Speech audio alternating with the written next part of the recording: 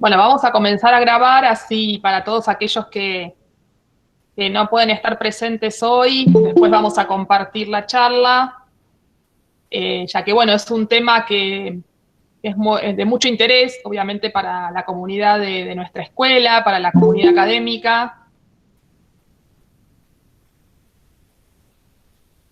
Saludamos a los que se están incorporando, a Yelén.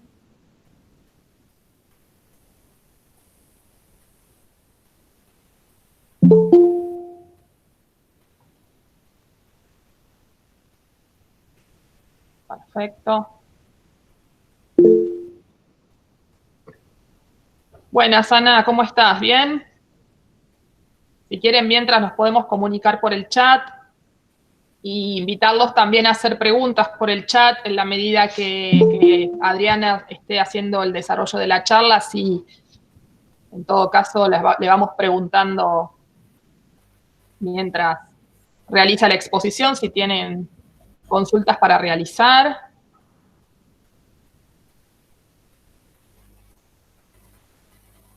Bueno, muy bueno. Tenemos entre los presentes estudiantes de la escuela. Qué bien.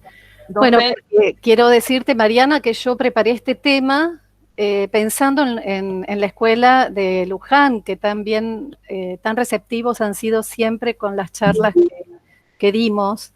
Así que en la selección del tema para presentar hoy está justamente la historia de las escuelas de arte en Argentina. Vamos a ver solamente hasta el inicio de la Escuela Superior Ernesto de la Cárcova, desde las más remotas.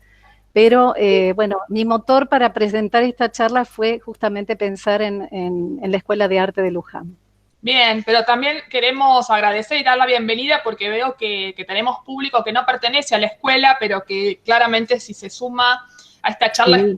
es porque están vinculados al campo artístico y seguro están interesados, así que sí, también seguramente. les damos la bienvenida. Como siempre decimos, la Semana de las Artes es un espacio donde la escuela se abre y la idea también es recibir al público que no pertenece a la escuela y recibirlos, aunque sea de esta manera virtual.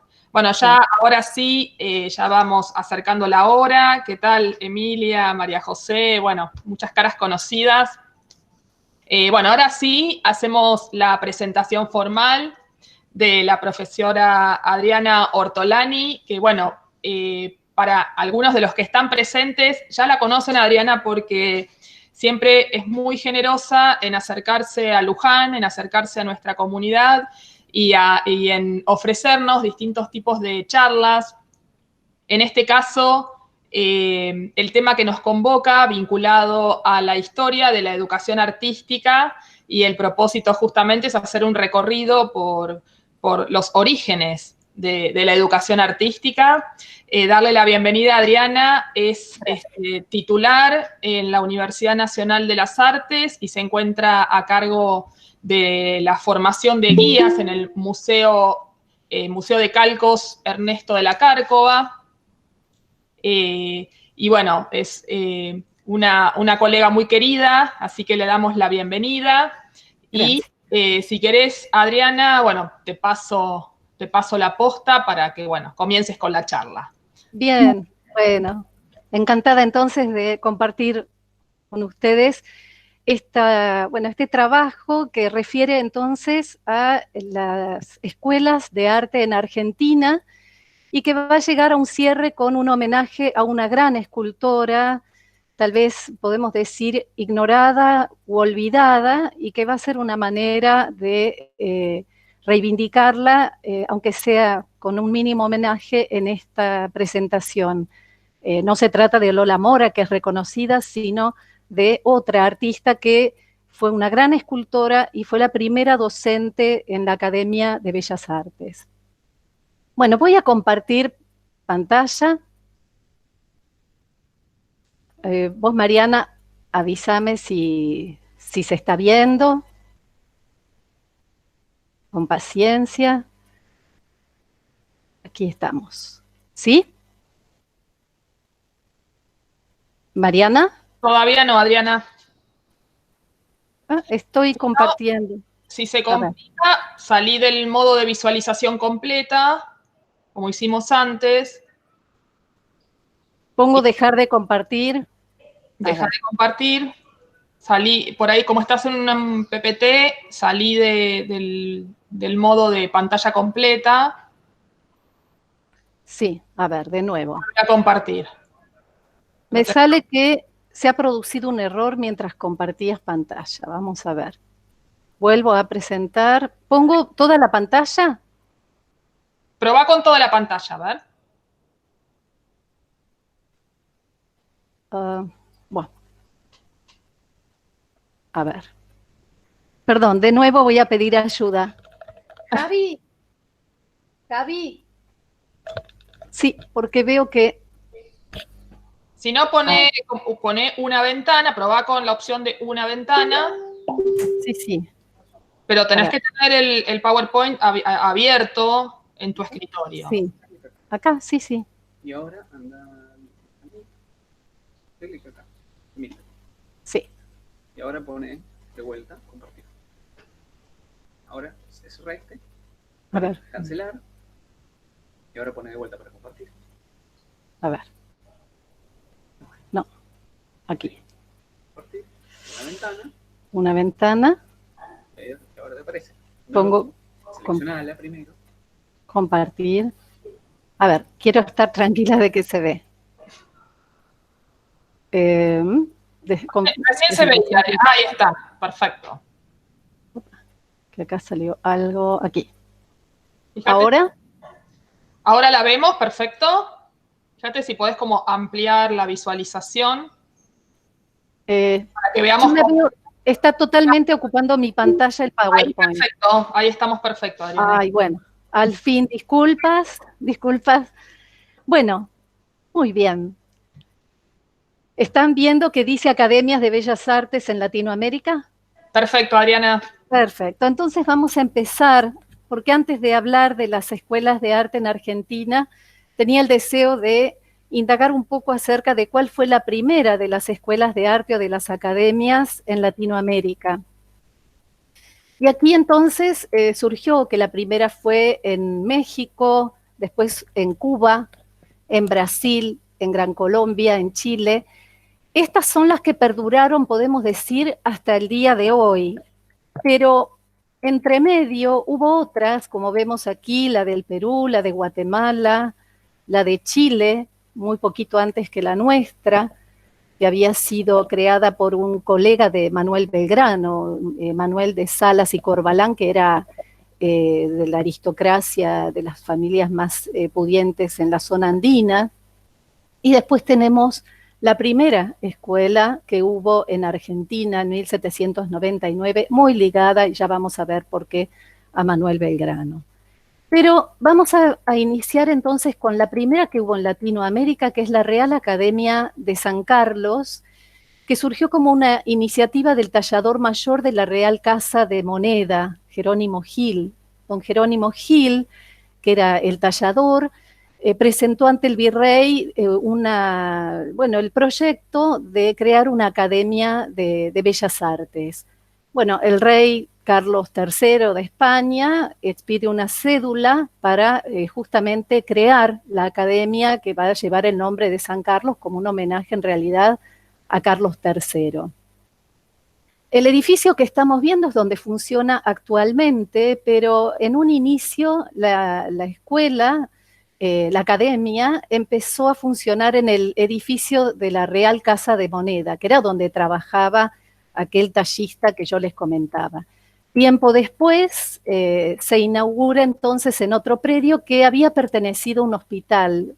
Era el Hospital del Amor de Dios. Los enfermos habían sido trasladados tiempo antes a otro hospital. Quedó el edificio libre y ahí entonces se instaló la academia, la Real Academia de San Carlos. El edificio entonces se modificó, tiene un estilo del Renacimiento italiano en la fachada. Y aquí vemos en el interior, bueno, tiene un gran domo de cristal que hacia 1913 se cubrió todo ese patio con ese domo, Y vemos que tiene calcos como los que podemos apreciar en Buenos Aires, en la Cárcova.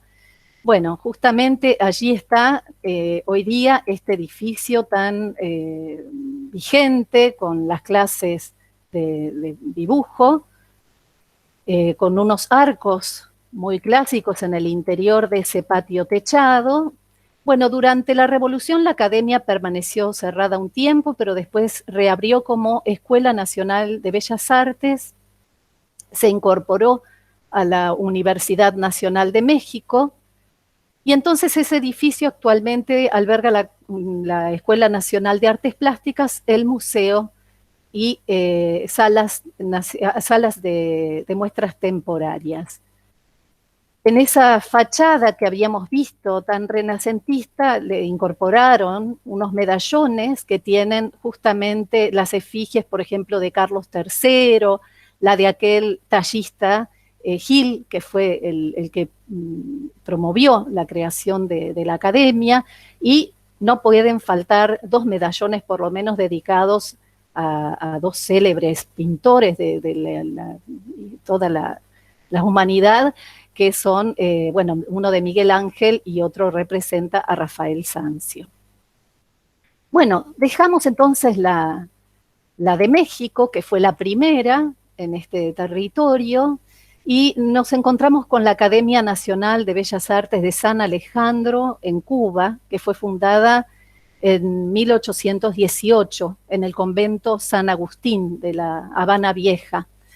Se llama San Alejandro porque se puso ese nombre en memoria de don Alejandro Ramírez, que era el superintendente general y director de la Real Sociedad Económica Amigos del País. Eso fue alrededor de 1830 y pico.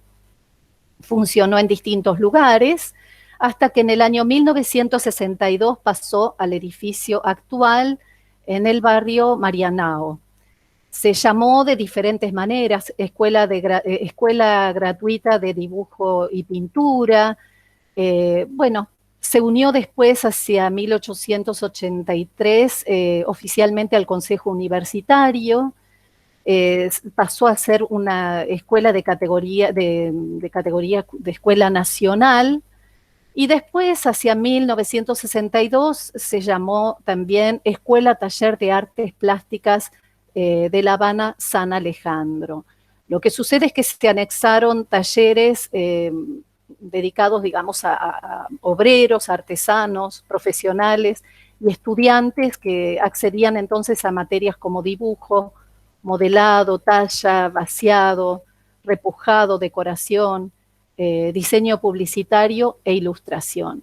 Tiene una parte muy fuerte que es el taller de experimentación gráfica, que es lo que estamos viendo, y actualmente hay cátedras de dibujo, pintura, grabado, escultura, cerámica, joyería, y también algunas asignaturas teórico-culturales. En 2001 se incorporaron el Laboratorio de Gráfica y Arte Digital. Vamos a la tercera, porque seleccioné las tres primeras que perduran desde origen tan remoto, y aquí tenemos la Academia Imperial de Bellas Artes. Tuvo su origen en la Real Escuela de Ciencias, Artes y Oficios.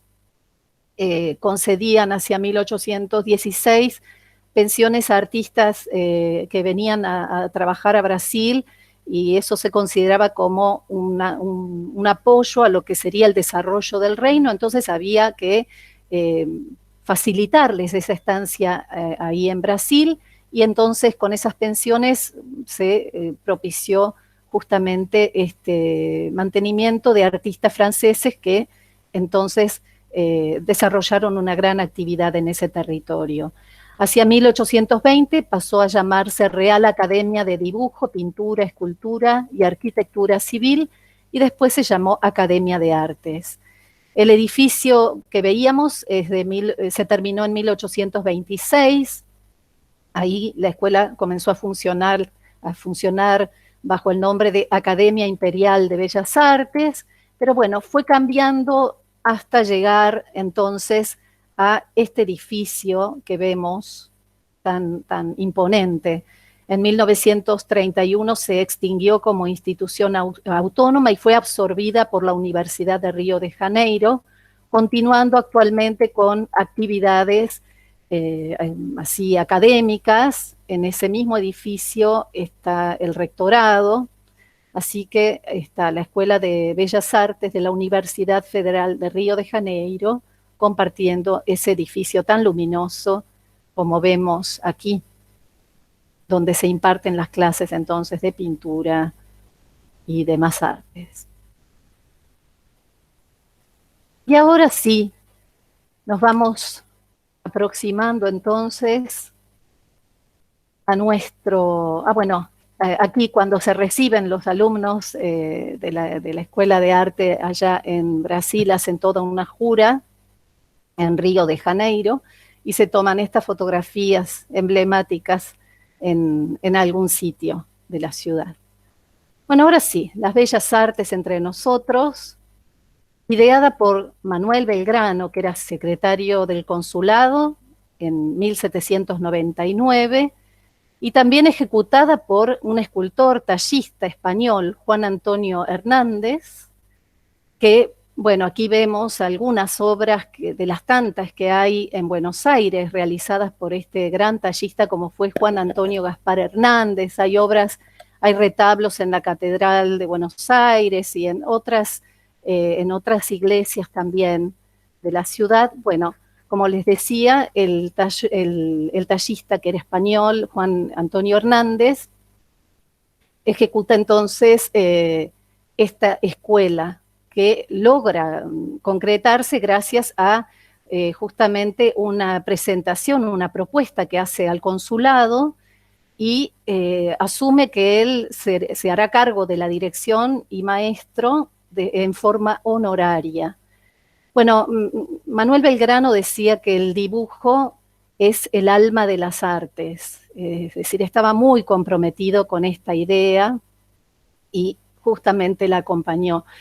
Solicitaba un espacio, mesas, sillas, bancos, candelabros y demás insumos para poder concretar las clases que se dictarían por la noche.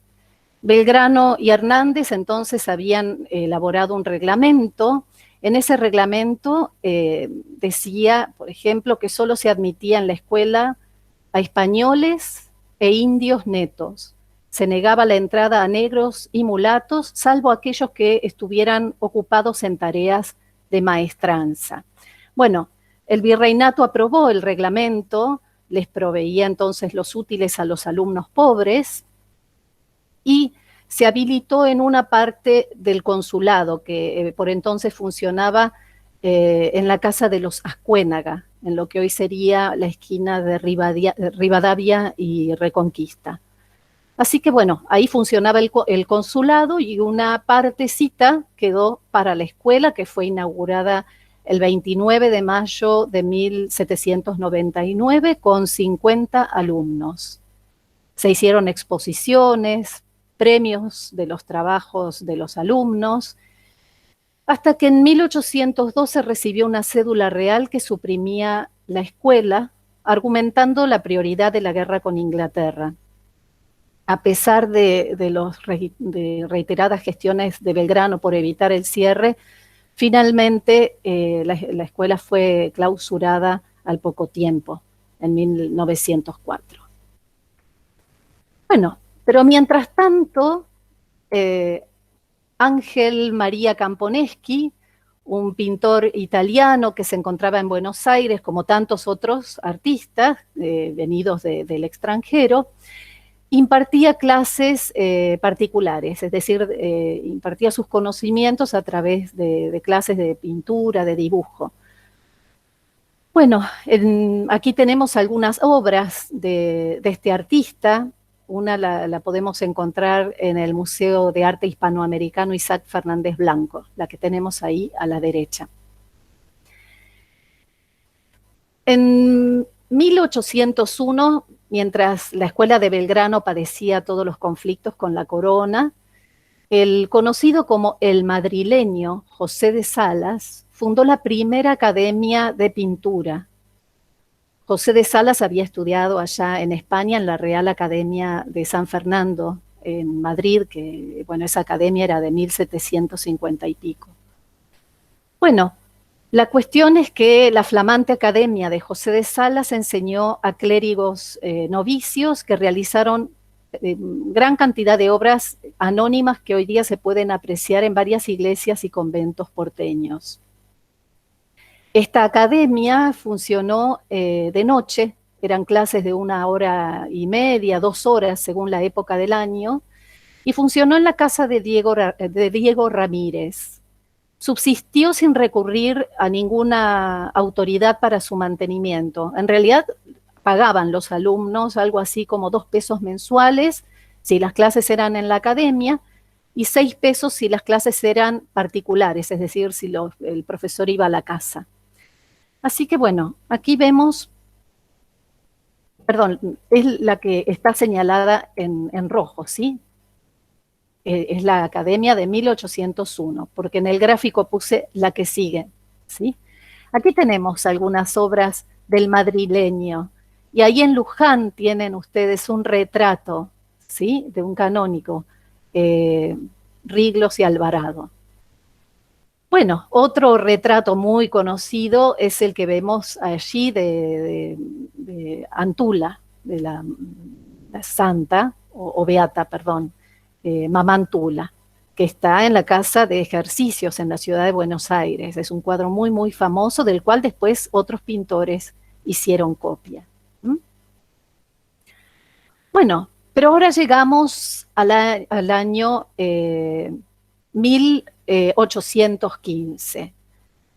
Aquí tenemos entonces que hacia esa época hubo varios profesores particulares, pero en enero de 1815 va a tener una actuación muy, muy definida, un personaje que lo vamos a ver reaparecer en distintas oportunidades, que es el padre Francisco de Paula, más conocido como Padre Castañeda, que habilitó la Academia de Dibujo en el convento de la Recolección. Él logró entonces un buen número de alumnos, pidió al cabildo tiempo después una sala en el edificio del consulado para poder trasladar la academia, porque realmente era un éxito. Y ese espacio le fue dado en el mes de agosto. Él había arrancado en enero en el convento de la Recolección, y en agosto le fue dado un nuevo espacio y se hizo un acto inaugural al que asistieron funcionarios, incluso el director supremo de entonces, Ignacio Álvarez Thomas.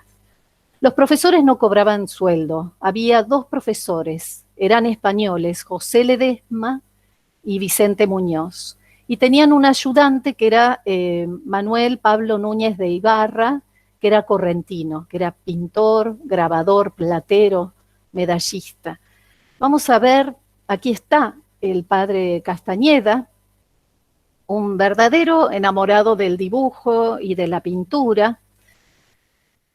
Y aquí vemos del ayudante que yo les decía, el correntino, Manuel Pablo Núñez de Ibarra, que realizó el primer retrato que se conoce del general San Martín y que es ecuestre. Si mal no recuerdo, está en el Museo del Cabildo, esta obra, pero es el primer retrato que se conoce de San Martín. Después de este se han hecho también algunas copias. Bueno, tiempo después se estableció un sueldo de unos 35 pesos para los profesores y 20 para el ayudante, que no se hicieron efectivos, y el mismo padre Castañeda tuvo que cubrir gastos pagando de su propio bolsillo o implorando la ayuda de benefactores, ¿sí? Porque hacia 1817 se quiso premiar con medallas a alumnos destacados, ¿sí? Como una forma de estimular entonces la labor de estos chicos, de estos alumnos. Aquí vemos el edificio donde funcionó, era en el del consulado, y vamos a ver que hacia el año 1817 aparece el suizo José Gut con un anuncio en la Gaceta donde se presenta como profesor de dibujo, pintura histórica y retratista al óleo. Da su dirección, que era sobre la calle Catedral, y también ofrecía clases de dibujo a domicilio, en las casas particulares. Bueno, el consulado lo designó primer director de la academia con un sueldo de 100 pesos mensuales, y los dos profesores anteriores, Ledesma y Muñoz, pasaron a ser los ayudantes. Bueno, la cuestión es que Muñoz decide abandonar, entonces se va a Mendoza. Ledesma siguió hasta el año 1818 en la academia como ayudante hasta que se retiró por enfermedad. Y aquel ayudante anterior, ¿se acuerdan? Núñez de Ibarra, había quedado separado del cargo. Así que, bueno, el nombramiento de los profesores entonces fue en el lugar de las ayudantías y él se quedó sin ese trabajo. Bueno, cuando Ledesma se retiró, como les decía, por cuestiones de salud, Gut quedó solo al frente de la escuela con muchas dificultades, sin personal, sin presupuesto, desanimado, empezó a faltar, a ausentarse, hasta que finalmente el consulado clausuró la escuela. Primero lo apartó del cargo y después clausuró la escuela. Bueno, vamos a ver, fue entonces cuando reapareció el padre Castañeda, muy afligido por el cierre de la escuela, y se puso en camino para gestionar la reapertura. Así que pidió los útiles, lo poco que hubiera quedado en la escuela, y la academia reabrió en el Colegio de la Unión del Sud con más de 100 alumnos. Así que, bueno, él con mucho entusiasmo contagió para poder sumar interesados en ese proyecto.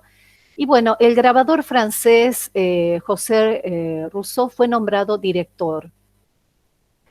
Cuentan que se habían presentado como candidatos para el cargo de profesor, entre otros, bueno, Pedro Benoit y el mismo Núñez de Ibarra, aquel ayudante que había, el correntino que había sido apartado cuando ocuparon su cargo los otros dos profesores como ayudantes.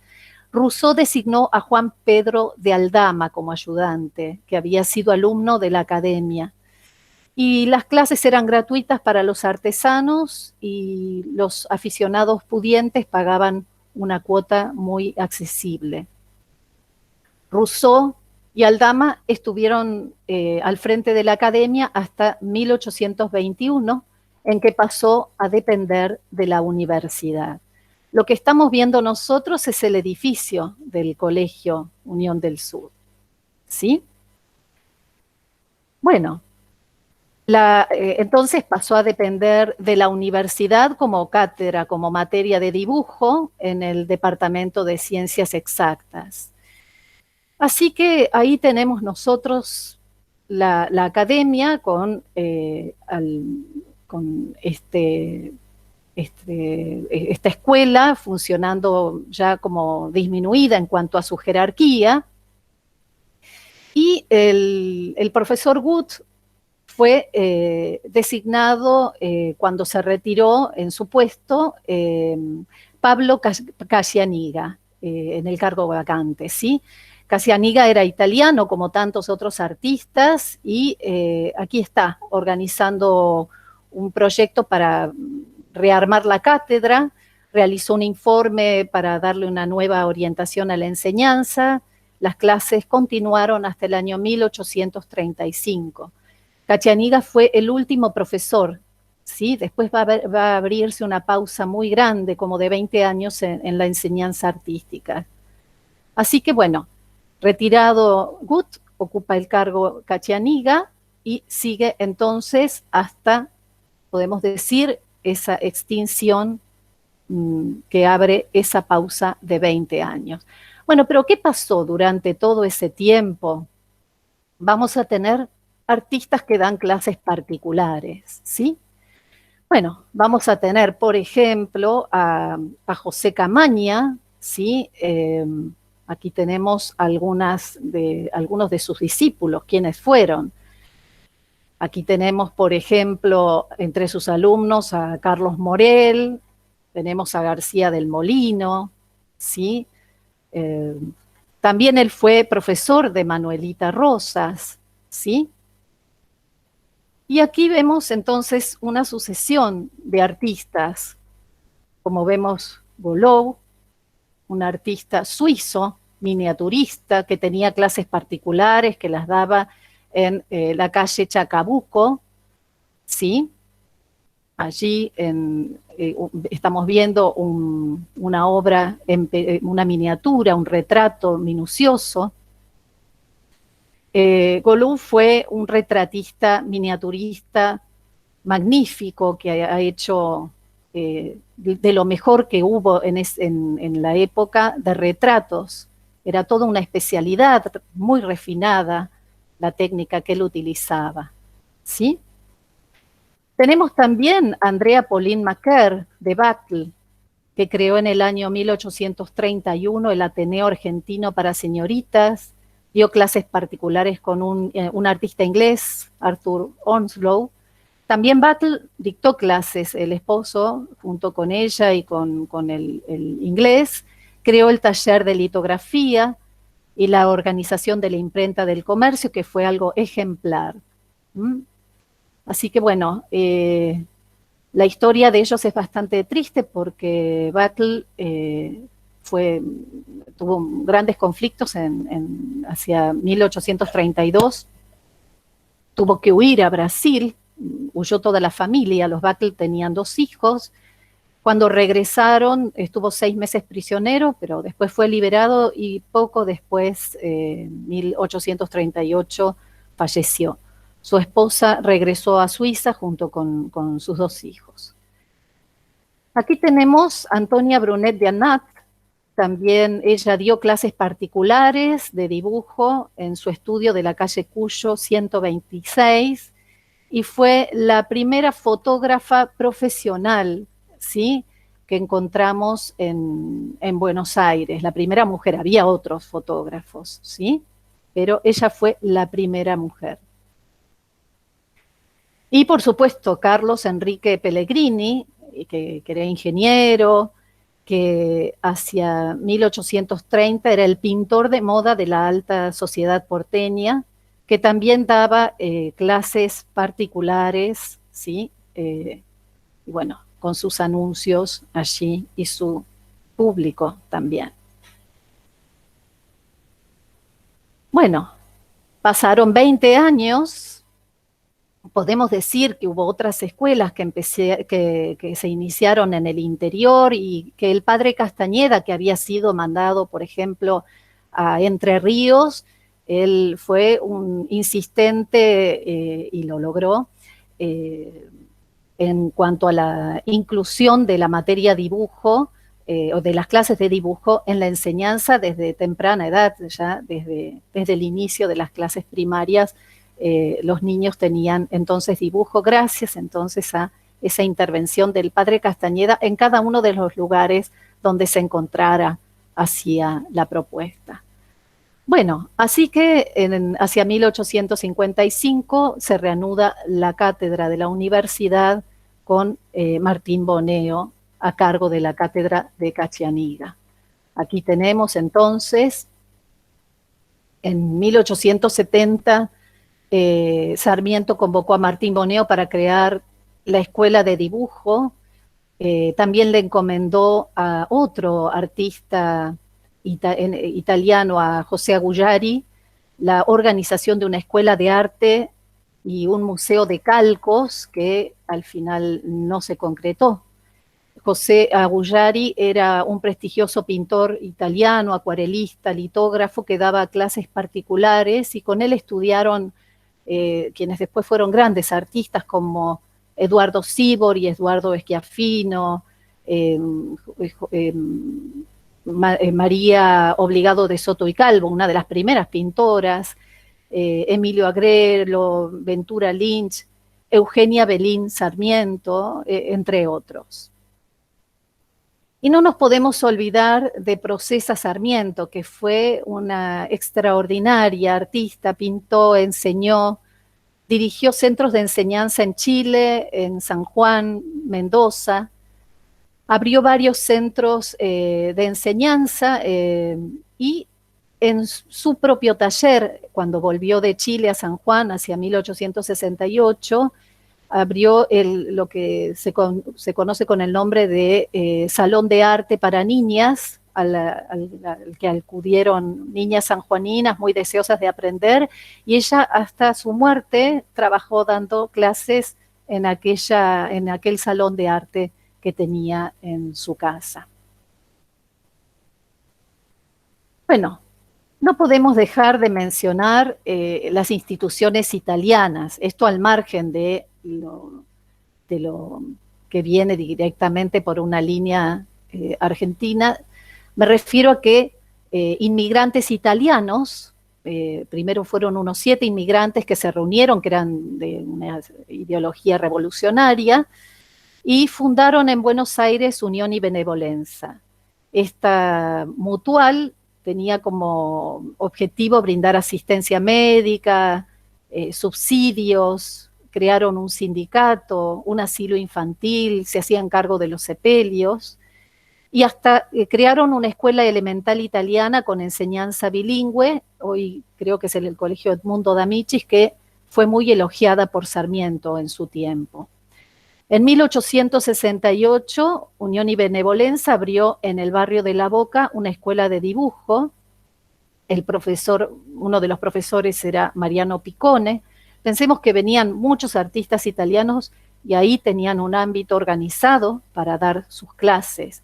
Entre otros alumnos, en Unión y Benevolenza, vamos a tener, por ejemplo, a Luis Perlotti, Alfredo Bigatti, como alumnos que pasaron por allí, ¿no? Víctor Cúnsolo, Arturo Dresco, Libero Badí. Pero vamos a ver también que hubo una línea disidente con respecto a Unión y Benevolenza, que yo les decía que eran republicanos, que eran los que apoyaban la monarquía. Ellos no estaban de acuerdo o sentían que no estaban respetadas sus ideas, y entonces crearon otra institución en Alsina 1465, inaugurada el 25 de marzo de 1861. También se fundó con el espíritu de ayudar y apoyar a los compatriotas que llegaban a la Argentina, y ahí también tuvo un alumno muy reconocido que fue Pío Colibadino. Acá lo que estamos viendo es Unión y Benevolenza, ¿sí? Que está en la capital, ¿sí? Bien, no puse de la Nazionale Italiana, me faltó una imagen. Y aquí estamos entonces ya adentrándonos a, lo que estaba sucediendo en Buenos Aires, que es la gestación de la Sociedad de Estímulo de Bellas Artes.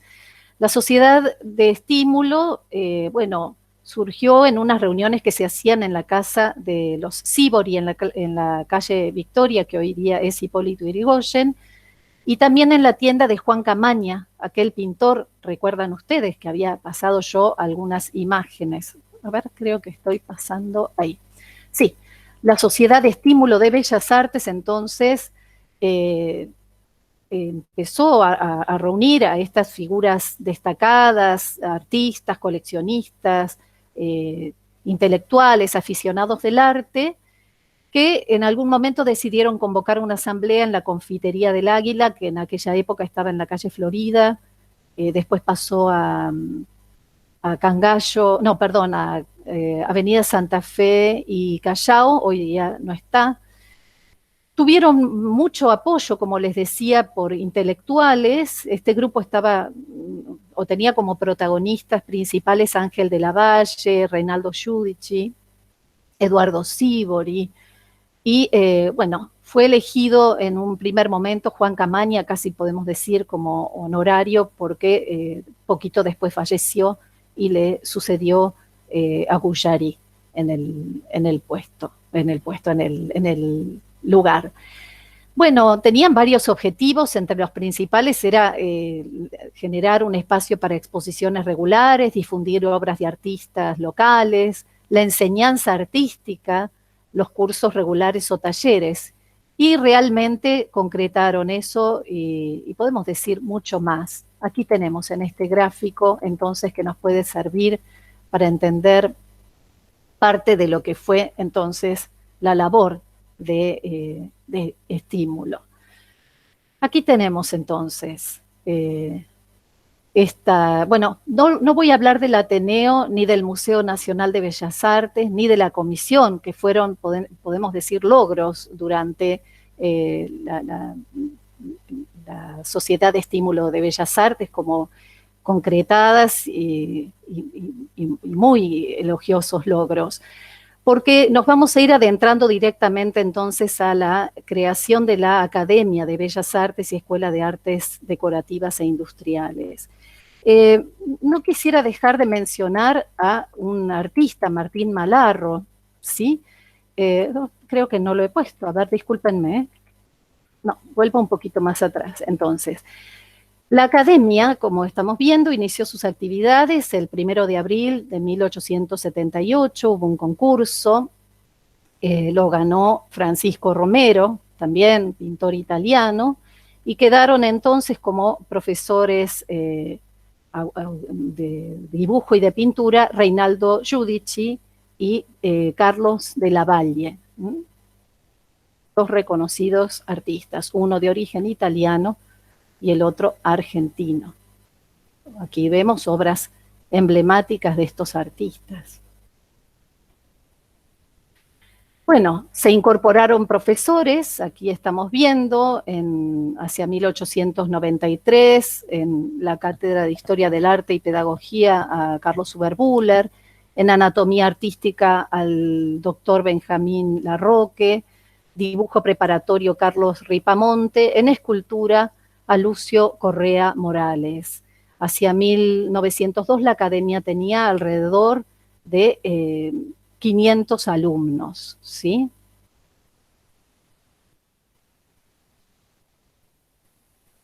Aquí vemos entonces algunas de las obras emblemáticas de los artistas que formaron parte de ese grupo. La Cautiva, ya había inaugurado don Lucio Correa Morales su célebre Falucho,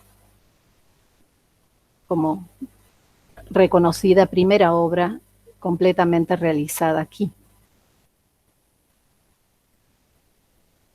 Bueno, aquí vemos entonces que hacia 1905 la escuela logra sobrevivir en realidad a numerosas crisis a lo largo de décadas, con dificultades presupuestarias, bueno, realmente muy complicada, y finalmente recurren a la nacionalización de la Academia, que será entonces Academia Nacional de Bellas Artes y Escuela de Artes Decorativas. Como director, Ernesto de la Cárcova, como vicedirector, Eduardo Sívori, y con clases nocturnas a cargo de Ripamont, de Reinaldo Giudice.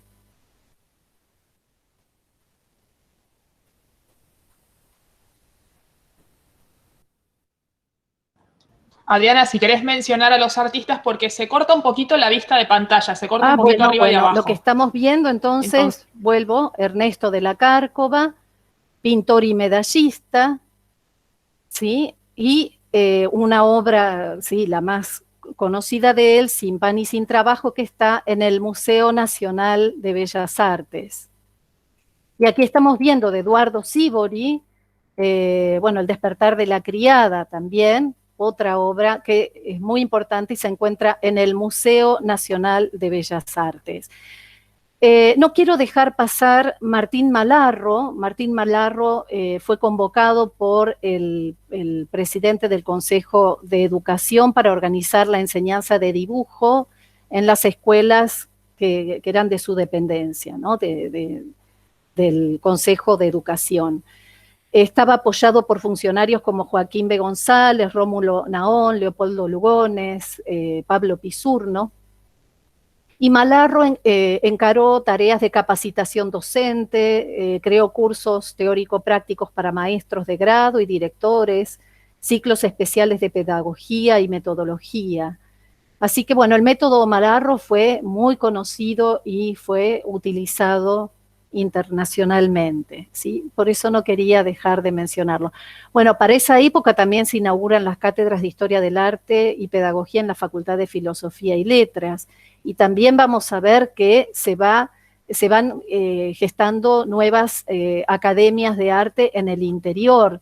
Vamos a tener, bueno, en realidad podría haber mencionado anteriores también, en Córdoba hubo algunas en Santa Fe, y en Santa Fe tuvo una destacada actuación una gran pintora que es de vida religiosa, dedicada después a la vida religiosa, que fue Josefa Díaz y Clusellas, que tiene incluso un museo en Santa Fe, ¿sí? Que es su lugar natal. Ella había nacido en una casona de una esquina que hoy día se conserva como museo, que tiene su obra pictórica. Ella ingresó a la Congregación de Hermanas Adoratrices, pero también dio clases bueno, y gran parte de su colección, de su producción artística está en esa casa que se rescató y que hoy día es museo. Es decir, mientras tanto, en el interior del país también se van gestando escuelas y academias de arte, además de sumar la materia en las escuelas comunes. Bueno, aquí lo tenemos, Martín Malarro, estoy pasando la imagen de Martín Malarro, pintor, grabador, litógrafo, y una de sus obras del Museo Nacional de Bellas Artes. Esta se titula En plena naturaleza. Bueno, y ahora sí llegamos entonces a la nacionalización de la academia. La comisión directiva de la Sociedad de Estímulo de Bellas Artes estaba dirigida por Ernesto de la Cárcova, quien había presentado el proyecto de nacionalización de la academia. Ese proyecto lo habían presentado en el año 1900, pero demoró 5 años en ser aprobado. Esto fue aprobado durante la presidencia de Quintana y se concretó entonces sí la creación de la Academia Nacional de Bellas Artes, y el primer director de la academia fue Ernesto de la Cárcova, quien también ahí ejerció como docente, ¿sí? Bueno, el plantel docente, vicedirector fue Eduardo Sívori, y vamos a tener también que el plantel docente se transfería con los mismos cargos a partir de que pasó entonces a depender de Nación. Se respetó el cargo docente que cada uno de los profesores tenía. Estímulo también pasó a la órbita nacional y se creó una academia nocturna en la que dio clases Reinaldo Giudici. Bueno, creo que me estoy adelantando con las diapositivas, sí. Bueno, no importa.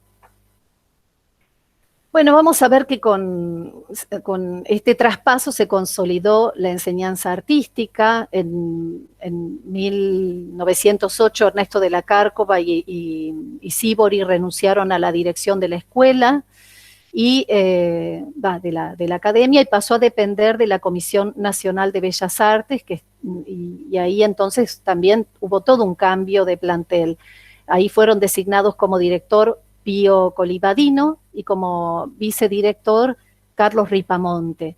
Recordemos que Ernesto de la Cárcova dedicó una buena parte de su vida al patronato de becarios en Europa, así que él vivió después en Europa hasta 1918, con todo el tema de los alumnos que iban como becados a perfeccionarse allí, a Europa. Bueno, ¿qué pasó? Fueron designados, como les dije, director Pío Colivadino y como vicedirector Carlos Ripamonte, y bueno, ellos eran miembros del grupo Nexus, que se había creado en el año 1917, y cuando asumieron sus cargos cambió el personal docente, ¿sí? Así que ahí sí se produjo un cambio de personal. Pío Colivadino trabajó en la planificación del sistema de enseñanza en 3 escuelas, la preparatoria, la Nacional de Artes Decorativas y la Superior de Bellas Artes. Y aquí vemos entonces estos artistas. Estamos viendo a Pío Colivadino, ¿sí? Escenógrafo, pintor, grabador, con el cuadro emblemático La hora del almuerzo, que está en el Museo Nacional de Bellas Artes. Y aquí vemos que entre los profesores, entonces, que formaron parte de ese grupo, está, bueno, Cesario Bernaldo de Quirós, Fernando Fader, ¿sí? Que habían sido del grupo Nexus, Jorge Bermúdez. Aquí tenemos algunas fotos, por ejemplo, de lo que apareció en el censo de 1910, de cómo era la academia con sus alumnos.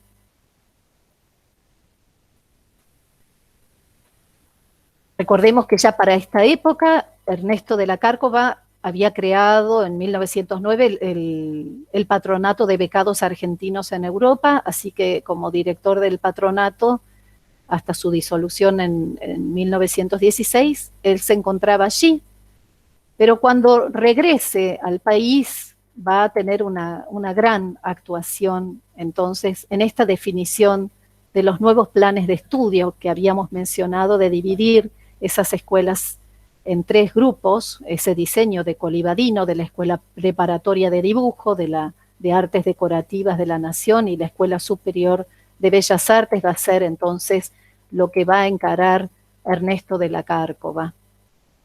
Aquí tenemos entonces, para esa época ya se había creado otra escuela de artes y oficios, de la que hay muy poca información, que funcionó sobre la calle Uriburu, y que tuvo como director a un escultor muy conocido que es Hernán Cuyen Ayerza, ¿sí? También como una escuela de artes y oficios.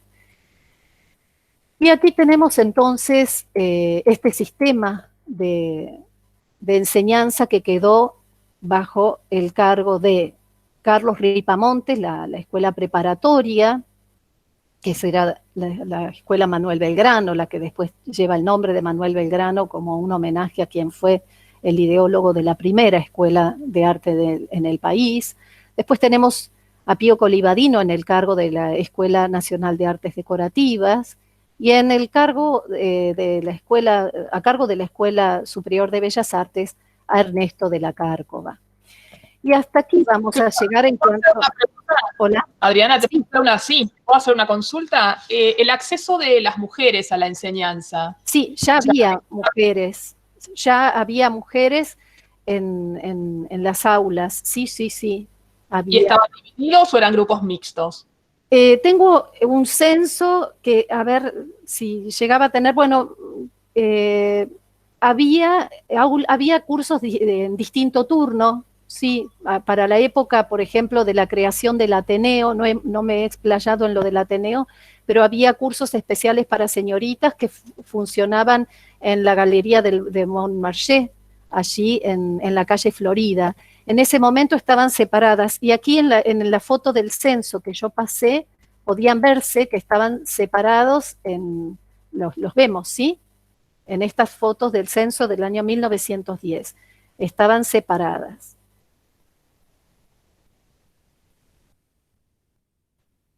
Ya en la Escuela Superior de Bellas Artes no, están todos juntos, ¿sí? Y aquí vemos que se crea entonces la Escuela Superior de Bellas Artes por medio de un acta en el año 1921, firmado por el Poder Ejecutivo Nacional, que aprobó el proyecto de la Comisión Nacional de Bellas Artes y una subcomisión que había para la generación entonces de este proyecto. En marzo la escuela empieza a funcionar en un edificio de la Costanera Sur, sin que todavía fuera oficial la cesión de los terrenos.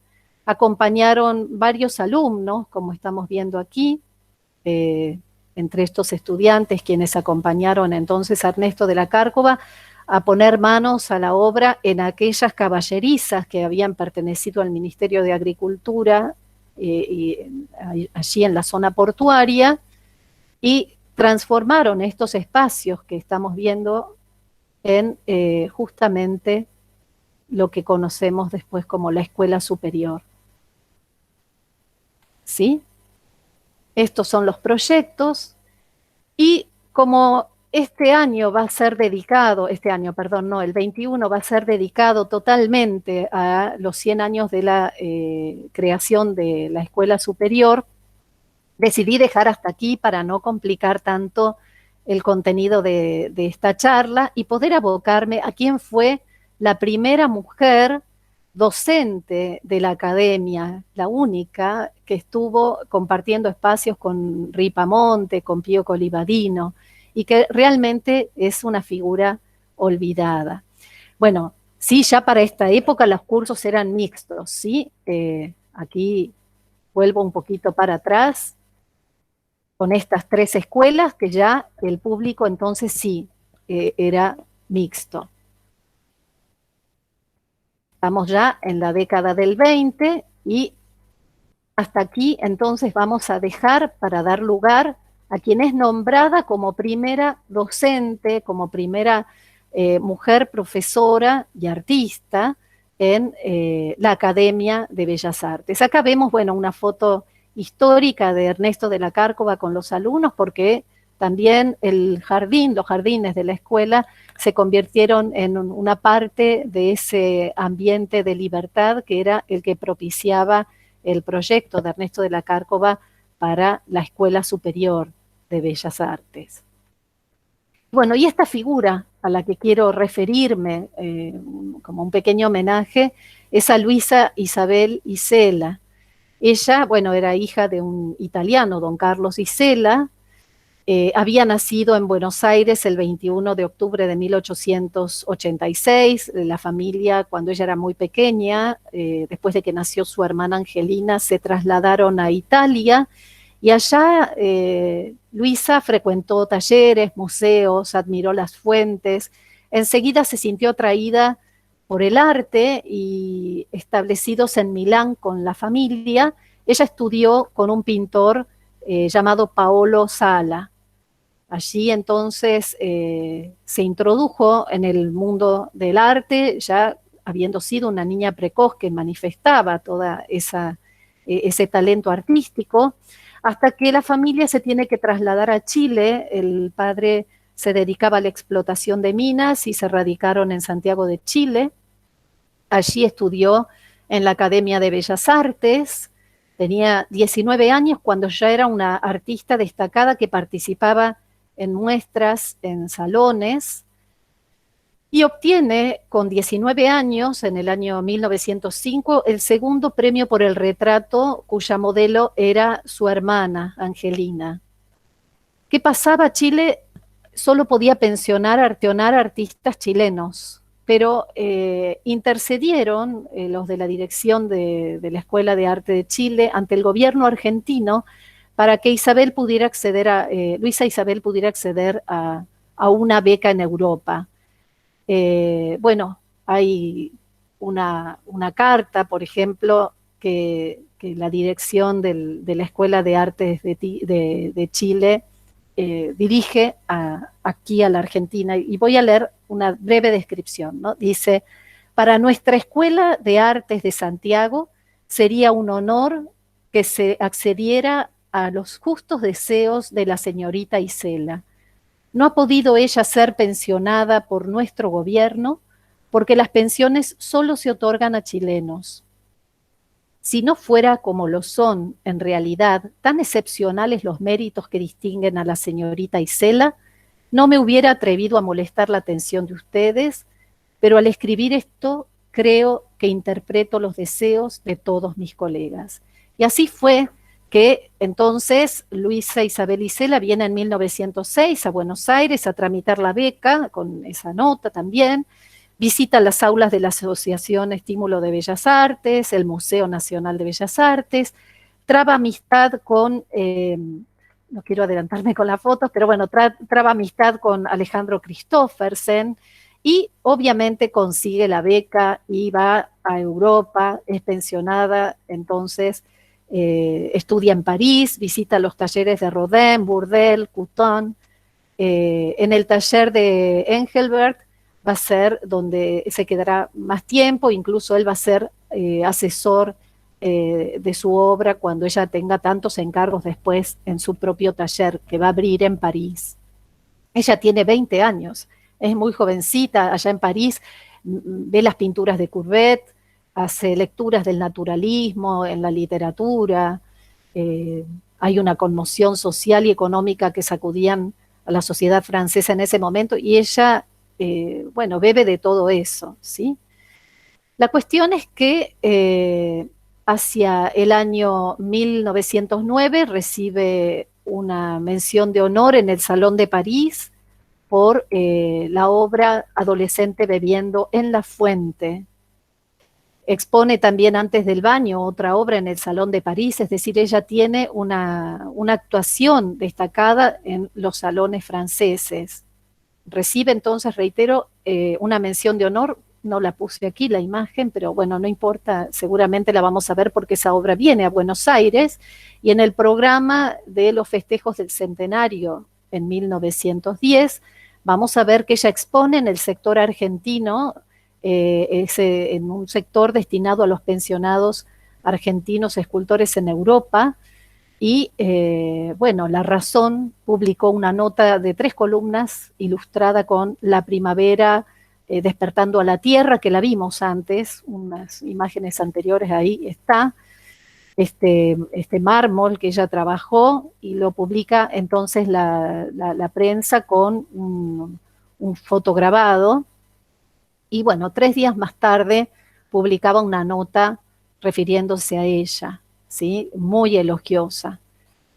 Bueno, vamos a ver entonces con quiénes se expone ella, porque la verdad es que era, podemos decir, también ahí la única mujer en ese grupo de becarios, y la vamos a tener, por ejemplo, con Ernesto de la Cárcova, que exponía medallas y una plaqueta, él no como becario, sino, bueno, como parte de ese grupo, pero entre los becarios estaban Luis Falsini, Arturo Dresco, Pedro Sonsabriano, e Isabel Isela expone 6 obras, una de ellas, La primavera despertando a la tierra, bueno, El adolescente bebiendo de la fuente, que después se llamará El sediento, y aquí la tenemos. En la diapositiva que sigue va a estar marcada en un círculo rojo El sediento o el adolescente bebiendo en la fuente. Otra obra se llamaba Orfandad, o bueno, otras obras podemos decir, bueno, La dama parisienne, etcétera. Y aquí tenemos que la fuente se inauguró el 1 de febrero de 1914, pero Isabel ya estaba nuevamente en Europa cuando se inaugura la fuente, es decir, ella no pudo estar, estaba con dificultades de poder venir en medio de la guerra, así que en su ausencia se inauguró en la Plaza Rodríguez Peña El sediento. Bueno, mientras tanto ella trabajó en la realización de un monumento a Sarmiento para la Intendencia de General Sarmiento, que por cuestiones presupuestarias no se concretó. Bueno, aquí tenemos que, bueno, ella había renovado la beca en 1912, ella había estado para el centenario aquí, pero ya estaba en Europa en 1912, y la inauguración de este monumento, de esta fuente, bueno, lamentablemente no la pudo tener aquí en ese momento. Hizo envíos al Salón Nacional en 1912, había realizado un retrato a Sarmiento también en 1912, ¿sí? Aquí vemos algunas imágenes de esta fuente. Aquí está el boceto del Sarmiento para General Sarmiento.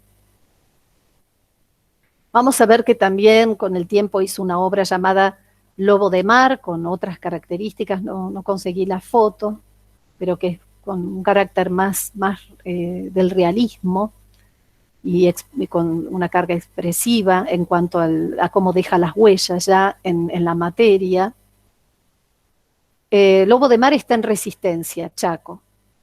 También ganó la convocatoria para erigir en 25 de mayo un monumento a la Revolución de Mayo, titulado por los héroes de la Independencia.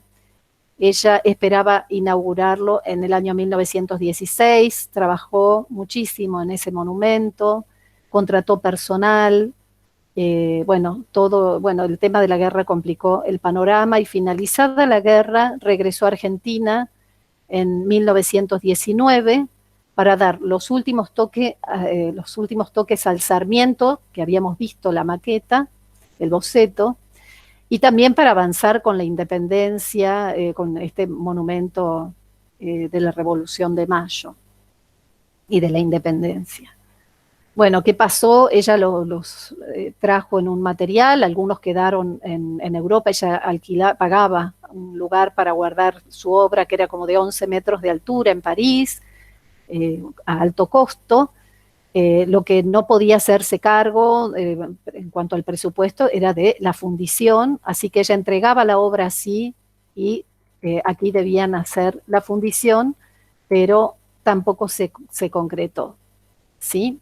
Bueno, justito para la época que nosotros dejamos de ver el tema de la creación de la escuela superior y la academia en la década del 20, con el nuevo plan de estudios, ella fue nombrada profesora de la Academia Nacional de Bellas Artes, tenía 36 años, era, como les decía, la única mujer en el conjunto de profesores académicos, junto con Pío Colivadino, Martín Noel era profesor también allí, Ripamonte, y allí trabajó hasta el año 1942, en que falleció.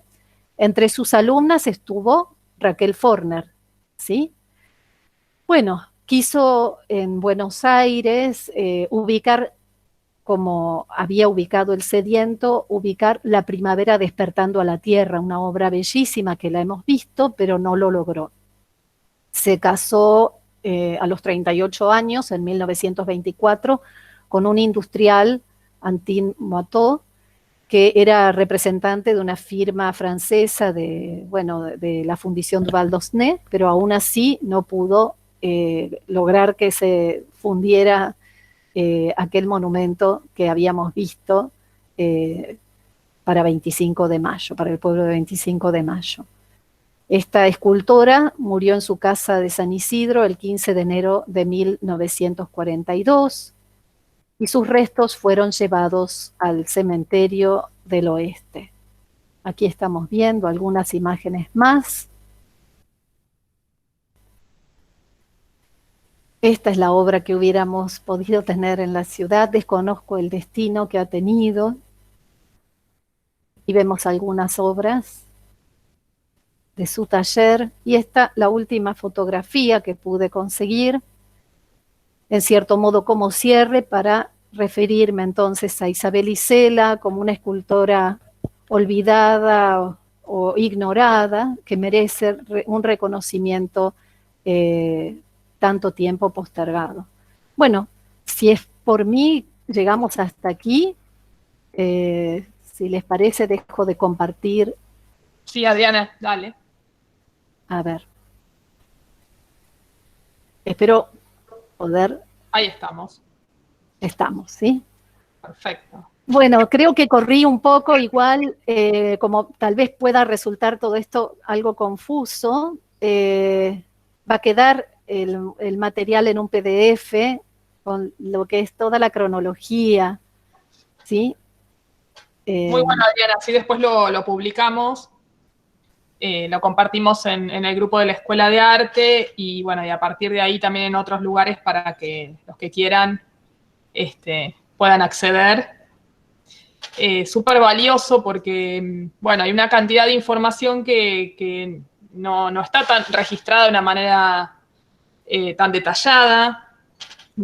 Igual, es decir, no me he explayado mucho en lo que sucedía en el interior del país, pero sepamos que hacia 1917 el general San Martín crea en Mendoza el Colegio de la Trinidad y se habilita la cátedra de dibujo, por ejemplo, es decir, hubo varias figuras patrióticas que han contribuido con lo que es la enseñanza de las artes plásticas en nuestro país, ¿sí?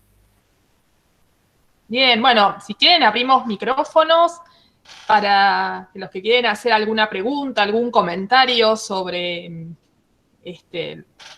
contenido de la charla, que acá, bueno, acá estás teniendo a través del chat muchos comentarios, felicitaciones de Gaby Masson, Matilde Era, Qué linda, gracias. Lucía Peredo, que es estudiante nuestra, bueno, Ana Gutiérrez Costa, titular de cátedra de la UNA de Historia del Arte, ahí está saludándote, pero bueno, si alguno quiere abrir micrófono, que por ahí para escuchar, Elida Disnan también está acompañando. Sí, qué amorosas, sí. Los invitamos, si quieren hacer algún comentario, escucharlos de primera mano, estaría bueno. Sí, yo estoy tratando de encontrar el censo donde especificaba que eran más de 500 alumnos y la cantidad de hombres y mujeres, que estaba bastante equiparado, para nuestra sorpresa. A ver, pero no lo tengo a mano, la verdad es que es una picardía, pero creí que lo ahí la tenemos a Gaby, que por ahí se anima a participar. Sí, yo quería hacer una pregunta, Adri, siempre tan clara, tan amena, sos una genia. ¿Esa Sociedad de Estímulo de Bellas Artes es donde estudia Quinquela? ¿Es la misma o no? ¿En la Sociedad de Estímulo? Sí, porque Quinquela estudió un poquito, porque era tan bueno que no estuvo demasiado ahí, pero sé que él había ido a la Sociedad de Estímulo de Bellas Artes, pero no sé si es la misma sede sí. o... Sí, es decir, muchos artistas pasaron por la Sociedad de Estímulo.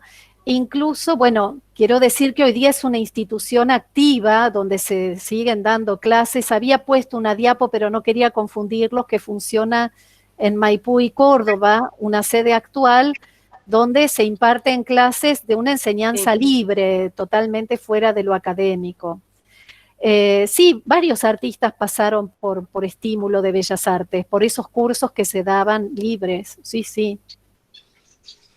Claro, ayudaba mucho a ciertas personas que no tenían acceso a pagar, digamos. Claro. Sí, de todas maneras, muchos de los que vemos con apellido italiano estudiaron en Unión y Benevolencia. Yo cité muy poquitos, pero son muchos más, que prácticamente su primer escuela fue Unión y Benevolencia. Estímulo ya era, digamos, como un espacio donde también había toda una discusión de ideas, por eso después vamos a tener el Ateneo en estrecha vinculación como uno de los logros de Estímulo. Gracias, Adri. Una pregunta, Adriana, ¿tenés idea si Isabel Isela tuvo algún tipo de vínculo con Lola Mora? Era más joven Isabel Isela y cuando ella vino para el centenario aquí, quedó realmente impactada en realidad cuando ella vino a tramitar la beca desde Chile, ya estaba La Fuente hacia 1906 y ella tenía como sueño seguir esos pasos y quería tener una fuente en el espacio público.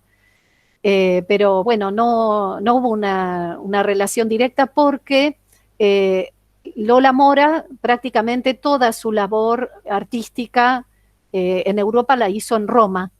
En cambio, Isabel Isela, salvo su infancia, como yo les contaba en Milán, salvo su infancia, después como becaria, ella fue a París. Entonces estaba en otro lugar. La vinculación que tuvo fue de admiración, al menos hay una biografía escrita sobre... ¿Cómo? Perdón. Aún así, digo, a pesar de su formación en París, su obra es bastante clásica, o sea, adhiere al clasicismo. ¿Isabel Isela? Sí. Puedo decir que es bastante arriesgada. Si miramos, cuando se hace la descripción del sediento, hay cierto riesgo en ese desnudo. Es un artista, sí, hay bastante academicismo en su lenguaje, pero si pudiéramos ver un conjunto más, un conjunto mayor, por eso mencioné la obra que está en Resistencia, en Chaco, porque esa obra ya tiene una carga de mayor expresividad, con la impronta que queda ahí latente en el material de la pieza, ¿no? Bien, bueno, no sé si, alguno más de los presentes tiene ganas de hacer algún comentario. Hay unos cuantos amigos y colegas que los veo ahí y no sé si quieren intercambiar alguna experiencia. Bueno, algunos de los que estamos aquí hemos tenido la oportunidad de pasar por alguna de estas escuelas. Y bueno, y destacar la visión de Belgrano, ¿no? Que fue a quien le debemos la instauración de la primera, digamos, institución dedicada a la enseñanza de las artes, si bien quizás el perfil que tenía no era un perfil vinculado a las bellas artes, sino que era más bien un dibujo instrumental. No sé si querés hacer algún comentario sobre esa primera escuela. Bueno, en la defensa que hace Manuel Belgrano para evitar su cierre a toda costa, luego de las cédulas reales, bueno, hay argumentos conmovedores de cómo él describe. Yo tendría que ir a buscar por ahí algún libro donde están las palabras de Belgrano, de cómo justifica el arte como, bueno, como una necesidad para el espíritu, ¿no? Es decir, como una de las actividades más loables para el individuo, en realidad todas las artes, pero él hace especial hincapié en el dibujo, como una búsqueda de la belleza, ¿no? Y el conectar con la belleza nos eleva, por supuesto. Bien. Pero bueno, las palabras de Belgrano, ha habido una publicación... Claro, yo tenía entendido que la escuela tenía más que ver con la enseñanza del dibujo pensado de una manera estratégica, especialmente para poder hacer relevamientos de terrenos, planos, topografías, o sea que en principio yo tenía la información de que esa primera escuela tenía una función estratégica justamente vinculado a la topografía, digamos, y a un dibujo vinculado a eso, no tanto quizás... Claro, pensemos que las primeras obras estaban muy ligadas a lo que es documental, pero después viene el daguerrotipo y bueno, pero la actitud después, posterior, ¿no? Ya la del padre Castañeda, tiene que ver con esa idea que en algún momento manifestó Manuel Belgrano en sus discursos por defender la escuela, de que el arte es algo que nos eleva a todos, sí. Convengamos que había una mirada, en cierto modo, a la europea, y yo quise pasar a aquella escuela de México, la academia, porque aún hoy ese contexto, bueno, nos da testimonio de la línea que se ha seguido y que, bueno, es magnífico, igual el trabajo, cómo se va ayornando, sin destruir lo que fue, bueno, todo el aporte, ¿no? de la belleza, que tanto nos hace recordar lo que tenemos tan cerca nosotros, en la Cárcova, porque esos calcos son de la misma procedencia los que nosotros tenemos ahí, ¿no? Como modelos para las clases. Bueno, que inclusive cuando se funda la Cárcova, se funda el Museo de Calcos, o digamos, o se crea ese espacio como una articulación necesaria, como un modelo pedagógico. Sí, el museo se inaugura un poquito después, pero la idea madre es justamente la de la escuela y el museo, como un complemento, porque la mayoría de las escuelas de arte tenían su museo de calcos. Hoy día, si uno visita la Escuela de Arte de París, tiene sus calcos allí, siempre en un espacio jerárquico, que es que, bueno, no nos olvidamos del pasado, ¿sí? Bien, sin sí, ¿no? dejar de valorar que, bueno, la Cárcova ha incorporado hace unos años también todo lo que es el arte americano, el arte precolombino, también como un factor que nutre todo el patrimonio de lo que es la colección del museo, ¿sí? El conjunto todo. Okay. Sí. ¿Esas piezas se incorporaron de manera más reciente? Sí, sí, sí. Esas obras provienen, las de arte americano, provienen del Museo Etnográfico.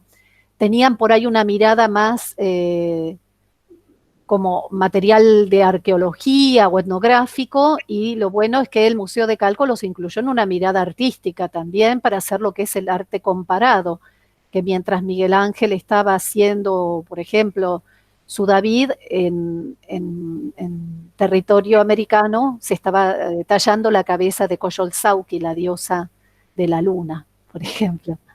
Bien, está buenísimo. Que nos sirve para entender las contemporaneidades, cómo eran los acontecimientos paralelos en distintos lugares de una misma tierra.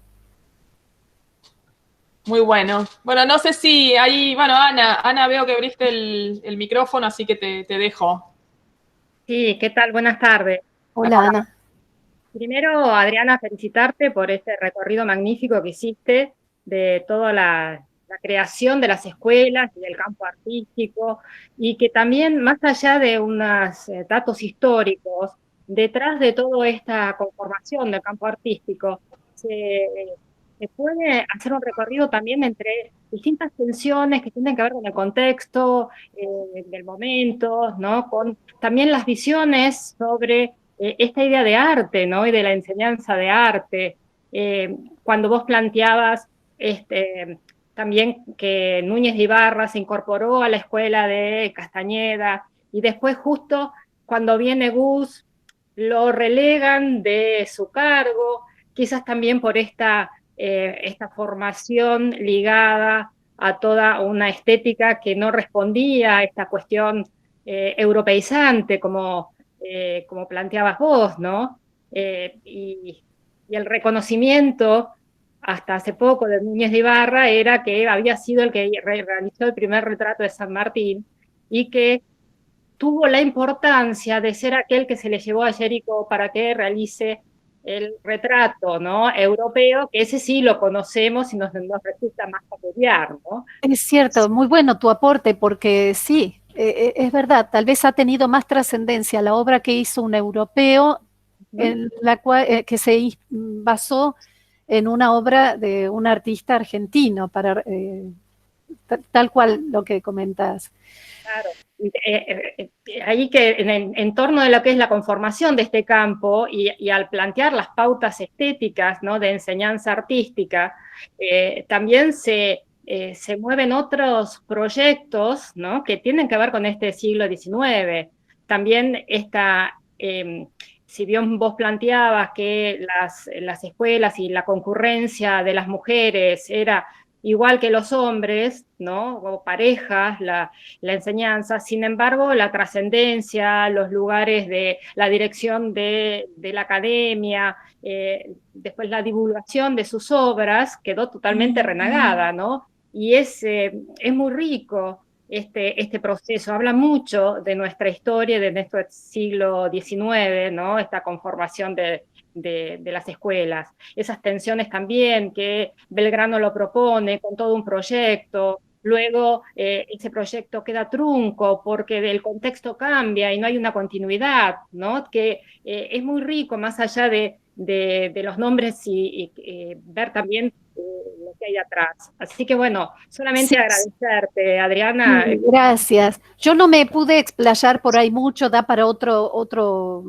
otra charla, justamente entrar en esas dicotomías, porque eso se veía mucho entre, por ejemplo, ya en acción, en la presencia de estímulo de Bellas Artes, cómo se iba gestando un perfil más nacionalista en unos y otros más europeizantes, y eso ha tenido una gran confrontación, que yo por ahí, para no disipar tanto, por ahí lo que quise hacer fue una cronología para ubicarnos, pero es motivo de otra charla por ahí desde estímulo, qué es lo que pasó, porque bueno, ahí tenemos que con el Ateneo hubo unas clases estrictamente para señoritas, y justamente cuando después más adelante hablé de la renuncia de Ernesto de la Cárcova, y esos lugares vacantes que empiezan a ocupar los del grupo Nexus, que en cierto modo combatían, bueno, justamente las ideas o las preferencias estéticas del otro grupo, ¿no? Y siempre hubo antagonismos ideológicos y plásticos, y en estos espacios se ha notado, ¿sí? Totalmente, aparte estas este debate en torno, ¿no? A partir de lo que es el 80, ¿no? En torno de qué es el arte nacional, ¿no? Y cómo a dónde tiene que ir, ¿no? El arte nacional, estas tensiones son realmente muy, sí, como decís vos, no alcanza el tiempo No, pero prometo que podemos entonces ir agendando para el año próximo una charla más profunda respecto de, bueno, desde Estímulo de Bellas Artes. Yo más que nada quería rescatar lo anterior porque es de lo que menos se habla y entonces por ahí para quienes amamos entrar a las iglesias y mirar los retablos, bueno, y yo pensando en Luján, que tienen una obra de Sala ahí, que yo pasé y mencioné, lamento si no se vieron por ahí los textos en la parte superior e inferior, yo lo veía bien acá en mi pantalla, pero es decir, yo creo que abre por ahí un camino para profundizar lo que es el patrimonio local en algunos museos que tienen tesoros también y está bueno eso de, bueno, yo quise pasar por ahí con más detalle esos artistas primeros que fueron formando porque de ahí salieron, bueno, Morel, García del Molino, es decir, varios de los artistas, bueno, mismo Schiaffino, Sivori, se formaron con artistas que han venido de afuera y que se han instalado aquí y han dado sus clases, han vivido de sus clases amorosamente dedicándose a la labor docente. Y bueno, y cuánto también han hecho por amor al arte los que después se hicieron cargo de ser profesores en estas escuelas que tuvieron tantas dificultades económicas para poder subsistir. Sí, totalmente. Y toda esta historia, ¿no? De quizás los primeros pasos, como marcabas vos, que no son conocidos y recién ahora hay como toda una revisión de lo que es la primera parte de la primera mitad del siglo XIX, ¿no? Porque la historia del arte del siglo XIX por mucho tiempo fue a partir del 80, ¿no? A partir de la segunda mitad. Como que antes no había nada. Cierto. Últimamente no estaba ni que hablar de lo que es el pasado precolombino, que tardamos hasta recientemente, ¿no? Incorporarlo, ¿no? Como un patrimonio artístico, sino también propio siglo XIX, ¿no? 50 años antes se negó en la historia. Así que, bueno, interesantísimo, Adriana. Bueno, gracias. Sí. Y dejamos abierto, Ana, para acercarlas al otro grupo de investigación que tenemos con Maloneras, que claramente todos los temas se atraviesan. Así que, bueno, eso después vamos a dejar abierto para invitarla a Adriana a participar o por lo menos que nos conozca. Bueno, gracias. Bueno, muchas gracias, Ana. Bueno, Ana es titular de Cátedra de Historia del Arte y justamente se especializa en siglo XIX, así que sus aportes son muy valiosos. Y bueno, no sé si alguno más de los presentes, Dafne, te veo ahí, no sé si te animás, ahí está. Bueno, agradecer, realmente interesantísimo. A mí me resultó muy enriquecedor cómo marcaste, Adriana, dentro de las escuelas en Latinoamérica, ¿no? La relación con la Real Academia de San Carlos y cómo surgen paralelamente como búsquedas no del todo independientes. Bueno, esto también se da para otra charla, porque ya desde previo a la colonia había un pasado gremial prehispánico interesante. Hay mucha tela para cortar, pero bueno, agradezco lo interesante y rico que, como dijo recién Ana Gutiérrez Costa, da para muchas charlas más cruzadas con muchas cosas. Bueno, gracias. Empecé a preparar para varios años, Adriana. Total. Y además, bueno, el año que viene vamos a tener el centenario de la Cárcova, que quizás eso también merece una charla o un abordaje. Sí, yo no me quise meter con la Cárcova porque si no me iba a poner con bueno, un espacio que amo y bueno, también amo mucho lo que fue la Cárcova. Hay algo idílico con todos los que conocimos también lo que fue la escuela y bueno, hubiera sido inagotable porque me hubiera puesto a conversar sobre los profesores, los primeros profesores de la Cárcova. Y no, yo quería por ahí centrarme en Luisa Isabel Isela como cierre, porque verdaderamente merece ser reconocida y bueno, vengo de dar un curso de mujeres y la había incluido también a ella, de las primeras mujeres que tienen obra en el espacio público. Y bueno, era mucho para abarcar en una charla que tenía que ser acotada, ¿sí? Bueno. Claro. Bueno, Gracias, Adriana, gracias a como todos. siempre, un placer. Felices de tenerte, que nos acompañes y que, bueno, ya es la tercera charla que nos brindás en el marco de esta Semana de las Artes en la Escuela de Arte de Luján, así que súper agradecidos, felices. Bueno, contar, como dijimos, que la charla va a quedar grabada, la vamos a publicar. Para los que quieran volver a ver alguno de los temas o los que no pudieron estar. Agradecerte infinitamente. Gracias, gracias a ustedes. Y agradecer, por supuesto, a la Escuela de Arte. Creo que Patricia, a ver si estuvo Patricia, que es Sí, acá estoy. Patricia, Quería... la vicedirectora de la Escuela de Arte en el ejercicio de la dirección, así que Patricia, si la querés saludar a... Sí, agradecer, bueno, a Mariana, a Adriana, por supuesto, Dafne, que también la estoy viendo, que siempre están colaborando con la escuela y brindándonos un año más, después de ya unos cuantos encuentros, Adriana, que nos visitaste en la escuela, conocés nuestro espacio, y la verdad que tan interesante para nuestros alumnos tenerte y escucharte, así que gracias Mariana por acercarnos a Adriana también, un gran abrazo y esperemos encontrarnos nuevamente. Dafne también, un abrazo. Gracias, gracias. Bueno, gracias Patricia por estar y bueno, y por supuesto a todos los presentes, estudiantes, egresados, amigos, interesados en el arte, bueno, por estar presentes y compartir este espacio. Así que bueno, los despedimos y bueno, vamos a compartir el PDF también y que después me va a mandar Adriana y la charla. Así que bueno, un gusto y los saludamos a todos.